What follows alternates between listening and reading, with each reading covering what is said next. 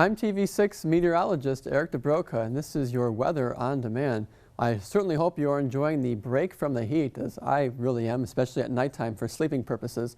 Now, statistically speaking, this is the first time we've reached back-to-back highs in the 60s since June 27th and 28th, so throwback to about 6 weeks ago. Certainly feels nice, especially the way August has begun, really warm. And so far we've seen averages in August go from 7 degrees above to 5. And now, since this brief little cool down we're having this weekend, about 3.5 degrees above average. So unfortunately though, for you fall lovers, this little mini taste of fall, if I can call it that, it's really not going to last. Next week we're going to see the summertime heat return, and we'll see temperatures run from 5 to as much as 10 degrees above average, particularly during the middle of next week.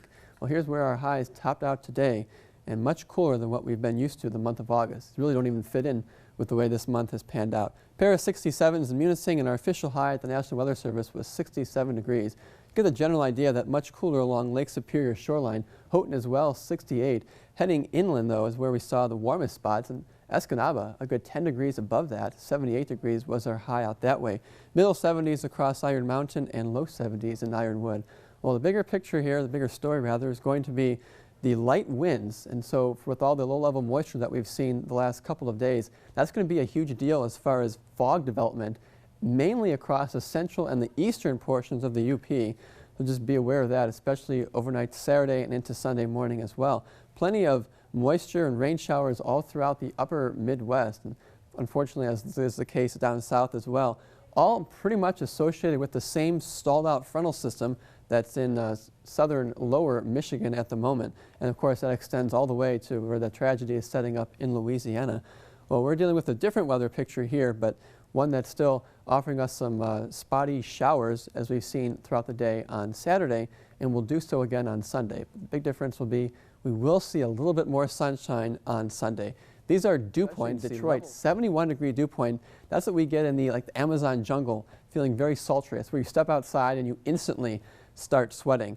We're at 61, so that's not too bad. You get the idea that there's certainly a lot of rainfall that we've had the last couple of days or so, which will help keep the fog around as well. But off to the north and west, we see readings in the 50s, and that means much drier air is going to come in our direction, especially late Sunday into the day on Monday. Now, these are actual current temperature readings. 80 degrees in Chicago, and notice again the really warm stuff off to the south and the east. We've kind of shoved that off to the side, at least for now, but look off to the west again and we see the heat starting to build back in the Great Plains.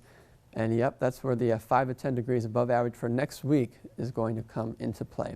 So for tonight now, we'll see temperatures right around 60 degrees, and then for Sunday, rise into the mid-70s, mainly across the south once again. Away from the Great Lakes will be the warmest spot. Manistee will be right around 70 degrees in the afternoon, and Marquette will be in the low 70s. So we will make it back to the 70s along Lake Superior shoreline. And Monday, the winds turn around from the south, and look at what happens to our temperatures. We're back in the upper 70s to near 80 degrees across most spots in the UP. Now your TV 6-day forecast shapes up to be a pretty nice one, particularly on Monday. No rain at all, and really that's one of the few days I don't see any precipitation in the forecast. Tuesday, we turn the heat and humidity back up, increase the rain and thunderstorms activity. That's mainly across the western portion of the UP. Wednesday, everybody kind of gets in on the threat of afternoon showers and storms. Thursday, we hang dry. That should be our warmest day in the 6-day trend though, before a cold front washes everything back to average.